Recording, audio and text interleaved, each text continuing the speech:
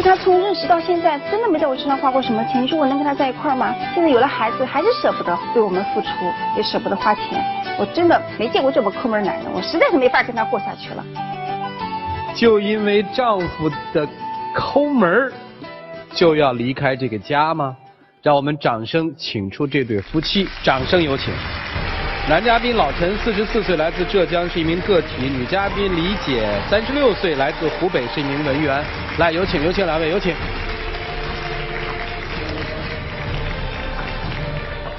欢迎两位哈。浙江、湖北，怎么成的夫妻啊？网上认识的。啊？网上认识的啊，通过相亲认识的。通过相亲认识的。网上相亲。然后我们是09年办的酒席，这次来是跟他讲清楚的，因为从相亲，然后到结婚到生孩子，他一直都是很小气的，我就觉得我一直在委曲求全。直到最后就是上个月，我的儿子，然后他本来是很小的感冒，平常就说吃点药，不去看医生，活生生的把孩子拖成肺炎了，挂水挂了一个多星期，我1个多星期都没有合眼。然后我说之前你对我小气也就算了，现在对孩子都小气了，连医生都舍不得看，花这个钱看，所以我就绝望了。想来想去，我觉得回娘家是对的，然后带着孩子回去，然后觉得他跟我过的话，我以后替他做主，不会受这份罪了。所以说我就来跟他讲清楚。回娘家多久了？回娘家也就1个多月了。1个多月了，你没去接呀？没有。为什么不接？不想过了是吧？不是，我打过电话。只打过电话？他娘家离你远是吧？有点远。你是为了省路费对不对？也有一点。也有。他就是小气。你真行啊你！他就是小气。我们相亲的时候了，他说请我吃自助餐结果他带我去他们公司的食堂去吃的自助餐，他吃的是那个5块钱1份的。那食堂怎么不是这样？我天天在那边吃啊。吃了他的公司的同事还过来拼桌，我都不好意思。然后一看，本来是相亲2个人在一起聊聊的，就是回到10年前的话，那人家也会知道去一个安静的，比如说咖啡厅，高中党的咖啡厅去聊聊天嘛。当时是想对呀，把你带到那边去。一个我朋友啊、同事啊，他说我谈了女朋友，就是叫我给他带过去看一看，是吧？介绍一下当时我是认为你比较实在，然后后来了我就跟你在一起了，你又限制我花钱，这个不能买，那个不能买，随便买点什么。挣钱吗？我在上班，在公司里面做文员。然后他就限制你呢？他就说，然后这个衣服不敢买，你已经有了，那双鞋子也是多余的，护肤品、化妆品更不用买了。后来我就没办法，我把我的工资卡就交给你了。那个上班挣不到钱，工资挺低的，拿不了多少钱。钱谁管？他就管。老陈可以媳妇儿也娶了，钱也管了。像我之前工资卡没有交给他的时候，我自己像女人嘛要上班的，稍微也要打扮一下，像我的那个护肤品还有化妆品也要买个几百块钱的。后来我钱交给你了之后，你就不让我买，不让我买我就不买。给你了吧？不是也有给你的吧？给我冬天的脸上特别干，我给你磨了几天，你才给我50块钱，50块钱你说你能出去买什么啊？那我们男的早上出去，晚上回来都从来不吃啊，有的日子能过呀。那你们男的是不差，那我的同事还有我的小姐妹看着我皮肤这么干，然后都蜕皮了，他们说你怎么做女人呢？都不想来保养一下。小姐妹是当老板的，我们是上班族的呀。我问问他是对你抠，对家里的长辈什么抠吗？对长辈他倒不抠了，就专门对我抠，从来不陪我逛街了。但是他的爸妈就是去逛1次街，然后买一套衣服都是几千块钱，然后我说你怎么不省钱了呀？我买给父母，我对吧？父母养我容易嘛，生我养我对吧？我买套衣服孝敬他怎么不容易？你给岳父岳母花钱厉害吗？也买的。也买是吧？买也买一些。不抠门是吧？好一点吧。就对岳父岳母，他爹他妈他不抠对吧？对你们俩他很抠。对，他抠朋友吗？抠，然后我的朋友很远的，因为我是外地的嘛，远方的朋友过来了，很几年没见面了，我也很想他们。朋友来了，我就跟他说，我说我要请朋友吃饭，你到时候记得买单啊。你还不肯，当时就不愿意，我就把你强拉过去了。强拉过去，你当时是怎么表现的？吃的呀，干嘛到这种高档的饭店里去消费呢？多少钱？那去了都已经去了，你起码就是说就把单买回来，回来再跟我说也可以了。你当时给我一点面子嘛，然后后来我就暗示你还玩你的手机。重要，钱重要啊，我们也没钱，怎么弄啊？那你后来你跟我吵起来了，说人家点的菜贵，人家自己把钱付掉了。你说我后来我怎么想啊？那顿饭一共吃了多少钱？就100多块钱，180多块钱。你都没付？我身上没钱。可以。那你身上没钱，那你朋友呢？你自己的朋友来，你自己的朋友来了。然后你请他们吃的都是700-800了，而且还去那个高档的一点的饭店去吃。那我朋友我同他生意有来往的呀，抢着买单。打交道也是有生意的呀。老陈，你如果觉得说，我等他们生来那个就靠这个钱都不付，那生意怎么做啊？老陈，如果我等他们收了生意做火了，对吧？什么东西我们日子还是不是好过的吗？在你那儿是不是这钱如果出去了能挣回来，你愿意花？如果出去了挣不回来，你一分都不愿意花。是有一点这个呀。啊。我想每个人都差不多吧。那你对我朋友不好，你对我应该好一点吧？你说你们去外面吃那么贵，然后我在家里头，我有时候说你也请我去外面吃吧。你说吃什么？就在家里烧好了，叫你去买菜，你舍得买贵的菜吗？买个白菜吗？还把外面一层叶子还叫人家剥去，人家不肯给你剥。本来外面层本来就要剥掉的呀。不肯剥，你还让人家送2根葱，我就这样想，你是过日子吧？过日子，后来我们结婚了，结婚你有没有跟我拍婚纱照呀？拍婚照我们确实没钱，能省一点吧就省一点呗。哦。那你省了，你当时是这么跟我说的，你当时说啊，我把这个结婚照的钱省下来去办一场那个风光一点的婚礼，然后我当时听了也挺乐意的。你自己的亲朋友你写的是高档的酒店，然后让我也把请帖上写上高档的酒店。后来我们的亲戚朋友过来了，你把他们接在。请帖上写什么？写的高档的一个，他这个地址就是我们一个我朋友一个开了饭馆，小饭馆但不大，我怕他们找不到，就写了那个星级的饭店旁边。哦，明白了。实际等于是个苍蝇馆是吧？后来把亲戚朋友一来了，他把他接到那个小饭店里，我当时就傻眼了，而且还10几个人坐在一起吃。回家了还跟我炫耀，他说你看我们今天请客人吃饭没花多少钱，我红包收了不少呀。当时我就想，人家亲朋好友怎么在背后说我们呀？这不是骗人家吗？大家奔的是5星级饭店给的份子，去了之后是负5星级，是这意思吧，老陈？行，你生意做得怎么样？不怎么样。我估计也就不怎么样。要这么能把生意做好了，那真是接着说。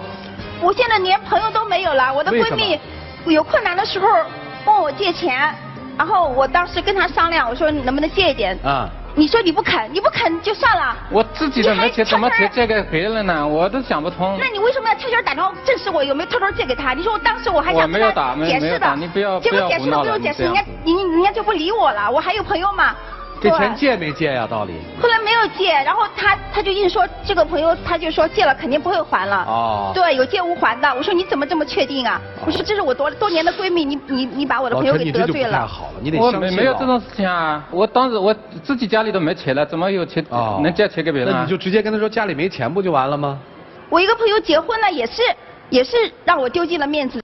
他那个结婚的时候，我正好在外地出差，没有赶过去，我就跟他打电话说，你给他包个大点的红包啊。他当时也答应的，给了。后来了，我那个朋友有点嘲笑我的意思，说现在还有包50块钱红包的。哪年呀？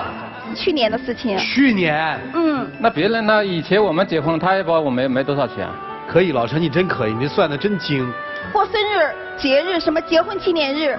我都没过过，然后我提示他过一次，结果就给我烧了个长寿面给我吃。那我能亲手下厨给你下烧饭吃，我觉得比什么都重要啊！这个我认同，你说是吧？那后来送了项链来，项链为什么我戴了2天脖子发红还起疙瘩了？然后你不是说跟我说是贵重的嘛？然后说还有专卖店的贵重的，然后我同事还在笑话我说变色了。我当时脸都红了。怎么会变色呢？我想那个发票都在家里还在的呢。那你后来不是？我确实在后来我跟你吵了，你说在地摊上买了20多块钱的。你到底是地摊货还是？我在商场买的。多少钱啊？那2000多啊。结果我想了，有了孩子之后，你可能会对孩子总归舍得吧，总归会喜欢儿子的。想想看，儿子生下来你又花了多少了？出生的衣服，人家亲戚朋友给的旧衣服，你开心的，你说最好是旧衣服了。那小孩子的呀，那时候小孩子小对吧？容易长大快啊。那奶粉呢？奶粉你怎么都买便宜的？哪有买便宜？那是网上搞促销买的呀。那你买的纸尿布了？我说出来大家肯定要笑的。你买的纸尿布都发黄啊。这个怎么办法？本来它这个颜色就这样，你也累也无。孩子每次一生点小毛病，你就说不要看了。你没必要花这个钱的，让孩子吃多药了，抵抗力会差。现在我反正看到很多孩子，只要一生病了都去大医院，人家医生说挂水就挂水的。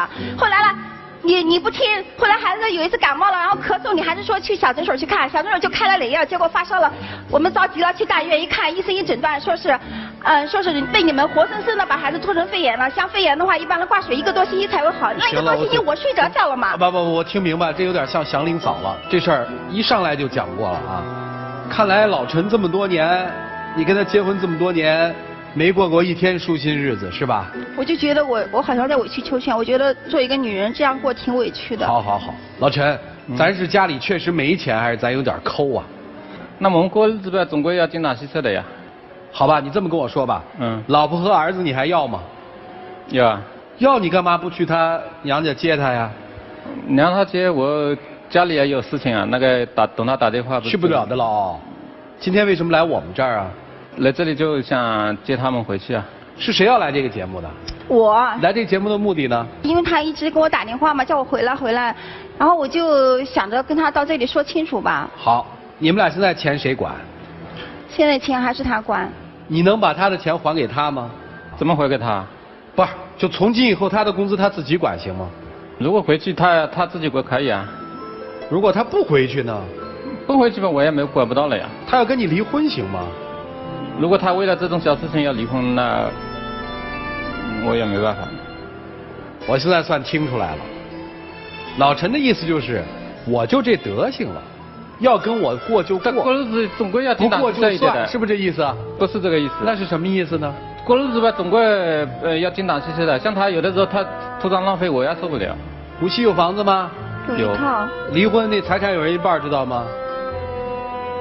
为什么？跟你过了这么多年了，你不分人一半房子吗？哼，儿子谁带啊？谁要啊？儿子我想要。那你儿子走了1个多月，你也不想啊？想啊。那你想让他们母子俩回家吗？想啊。那怎么才能回家呢？老陈不仅这个钱算得精，话也算得特别精，他不愿意多说，多说一句话老陈嫌多费了点力气，你是抠得太精了。我听明白你的意思了，家还是要回地找台阶来了是吧？万一这个台阶搭不起来，你会真跟他离婚吗？离婚我是想，哎，一定要咬死，是为了离婚来的对吧？对，是的，我就是要离婚的对吧？是这样的，然后我就是想让儿子跟着我，我对他负责任。对，只要他不改，你带着儿子就走，是这意思吧？是的。好，老陈听明白他的要求了吗？下面你应该怎么办呢？你听听老师们的建议吧，一起进入丘比特问卷。怡姐，你每个月工资多少？我之前的时候没生孩子的时候，1个月3000多块钱。现在呢？现在生了孩子1个月只能挣1000多块钱了。你是每个月发了工资是直接工资卡交给他？为什么要交给他？因为他好说我这个不该花，那个不该花，我想到，老公嘛，他说了嘛，我就可能觉得自己确实。他说了你就交给他。对。我就觉得女人有一点啊，就是手上一定要有点零花钱。这个零花钱就是万一你今天出去遇到一个什么事儿，你说我包里连200块钱都没有，我怎么去解决这个问题啊？我今天天黑了回来，我没有公交车，我至少有打车回来的钱吧。还有一点就是在你们2个人的这个生活当中，他挣多少钱你知道吗？不怎么知道，因为他自己经营的店铺嘛，然后每次都是因为我在上班，他那边挣多少我都不知道，一点也不知道。然后你从来没看过你们家存折吗？没有，然后他卡里面的那个密码我不太清楚，所以我觉得也没有去问，也没去查。所以我觉得啊，那个今天回去之后，第一件事，去银行把2个人的所有的这个收入对账单打一遍，看看你们家到底有多少钱。就算不过了，这个钱是1人1半的。你们在婚姻存续期间所有的收入1人1半。这是你的权利。另外一点，其实刚才你的太太评价你啊，说你就对她特别抠，然后对她的朋友特别抠，然后对你的父母呢花钱很大方，对她的父母其实花钱也蛮大方的。一开始我以为这是特别孝顺啊，后来我慢慢发现不是这么回事儿。其实有一些特别抠门的吝啬的人，他背后隐藏的是一种冷漠。也就是说，我认为这个人跟我没有关系，所以我不值得我为他投入。这种种点点滴滴来看，我觉得其实你对面这个男人真的挺自私的。他对自己的女人可以不用那么大方，但是如果一旦上升到那种连他必要的一些生活的需求都没有办法满足的时候，我觉得这个男人真的不能要。你才36岁，我特别惊讶，你完全没有36岁女人那种感觉，你特别像46岁的。咱不说你的外在，就是你的眼神，包括你的神情，充满了疲惫和哀怨。所以我是建议你好好的去考虑一下这段婚姻和你对面这个男人，走不走出来，跟不跟他过是你的自由。但是我刚才所要提醒你的是，你要维护自己的权利，你要知道你们家有多少钱，该你的一定要争取。我知道他会阻挠，但是你要争取。我觉得刚才苏老师说到一个非常关键，这个老陈的问题就是2个字儿：冷漠。其实你跟所有的人都是很冷漠的，好像貌似对父母还好一点，那最起码如果你对父母也冷漠的话，你就没得要了。你对老婆冷漠，对孩子其实也是冷漠的。很难想象一个合格的父亲、有感情的父亲，在孩子生病的时候还要去小医院，还要去拖，还要去想到第一，我要先省钱，而不是孩子的健康身体是第一位。当夫妻之间发生矛盾，都已经离家出走都几个月了，还是居然说考虑这个路费的问题，还是钱。我问你，你没有老婆，没有孩子，没有朋友，你要钱做什么？你守着钱能给自己有什么样的感觉？数着玩，开心，开心吗？他要真觉得开心，今天他也不会站在这儿。你有朋友吗？没有，没有真正的朋友。因为你所谓对有些朋友慷慨，你是觉得能从他们身上赚到钱，还是钱？如果一个人自己充满了钱的这种欲望，他能得到更多的钱吗？不能。就如同你现在生意一点也不好一样，因为你根本不舍得对别人付出，所有所谓的付出都是为了回报。你是一个很冷漠的人，冷淡于周围所有的亲情、友情，甚至于爱情。但是呢，一个冷漠的人碰到一个可悲的女人，一起生活了5年，才今天才颤颤巍巍的，才敢说我要跟你离婚，还在川儿的一再的诱导之下，说出这句早就应该说出的话。而你为什么如此之懦弱呢？其实貌似你也被他所影响，你也从他身上所谓一次又一次的抠当中尝到了甜头，但是你真是没了面子。所以老陈，今天如果你能觉醒的话，先把钱抛在身外，那是身外之物啊。你只有钱，没有任何的亲情，你存在价值就没有了。那不是一个人过的日子，我们不是机器啊。要那钱干什么用？没有老婆，没有孩子，没有亲人，没有父母一起来分享这份幸福快乐的话，要钱何用啊？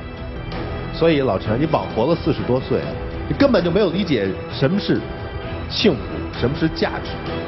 很多没有钱的人过得很幸福，很多腰缠万贯的人过得很落寞，因为他没有人情味儿，你知道吗？你再活下去啊，你就成一个机器了，太冷漠了。今天要觉醒吧，好吗？一个对老婆非常的吝啬，对孩子，尤其是孩子看病也极为吝啬，甚至由此而耽误了孩子的治疗的时期。对于一个这样的丈夫，他怎么可能对岳父岳母和自己的亲生父母很大方呢？我认为这是个错觉，在我看来，这不一定是孝心，也许是别有所图。我在生活当中，我特别不了解那些把钱看得比命比感情还重要的人，他们是不能够理解家长里短和人情冷暖的。但问题是我们很容易把这种行为进行模糊，甚至是美化。比如说，我们在整个交流的过程当中，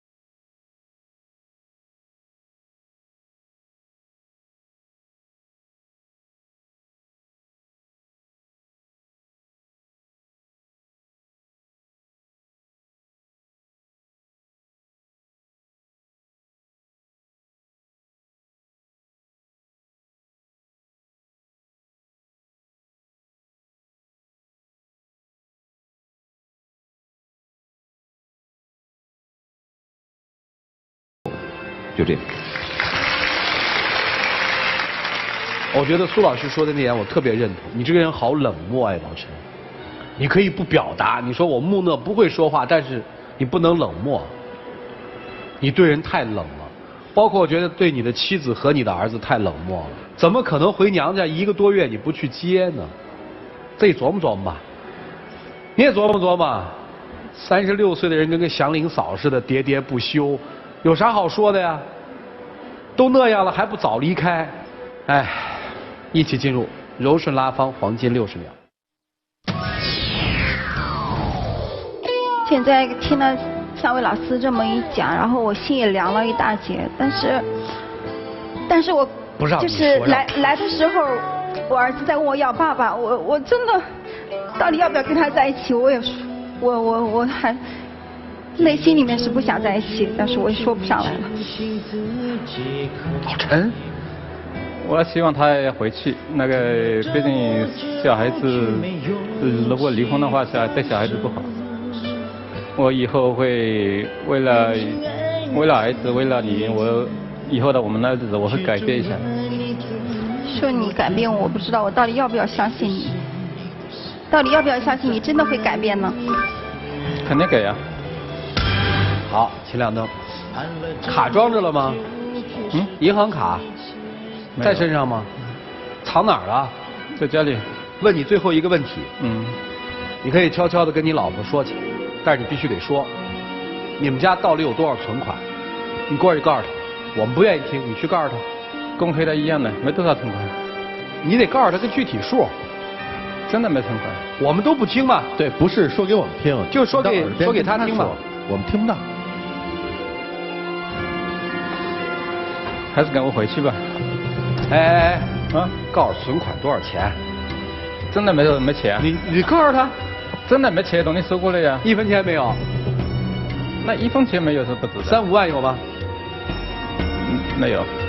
回去吧，可以考虑一下。哎，太让我失望了。2位请回吧，谢谢你们，回吧。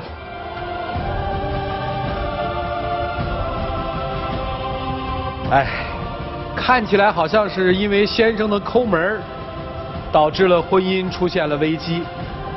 实际上仔细一分析，这跟抠门还没什么关系。我们还发现了先生的这种冷漠，但是你仔细想想，为什么这个女人还跟他过了那么多年呢？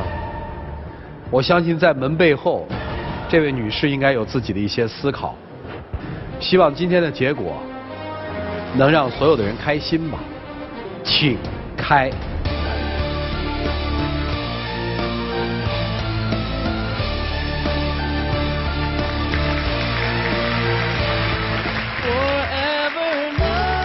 你过来牵他的手啊！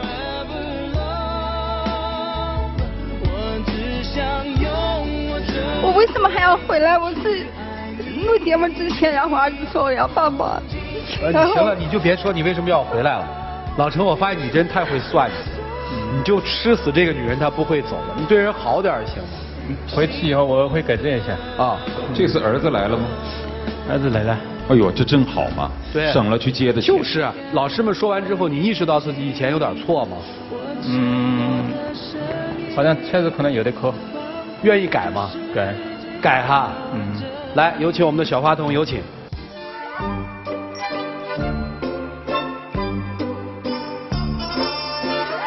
一会儿得跪下来把老婆求回去，听见没有？我们一起来见证他们的复合的那个瞬间。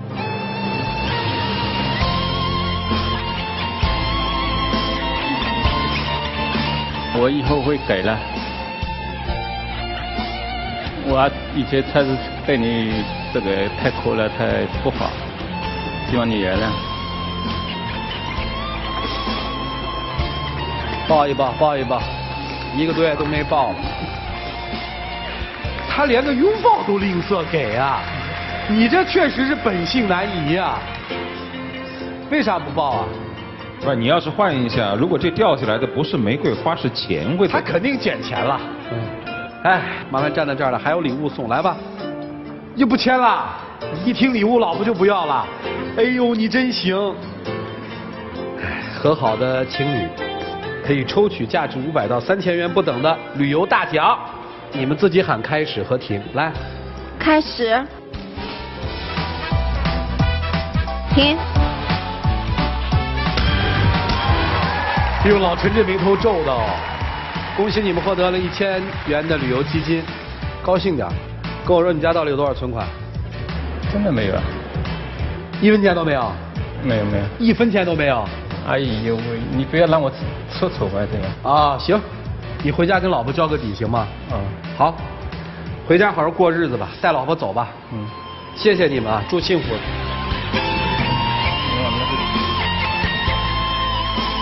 这手就不拉啦，你看看。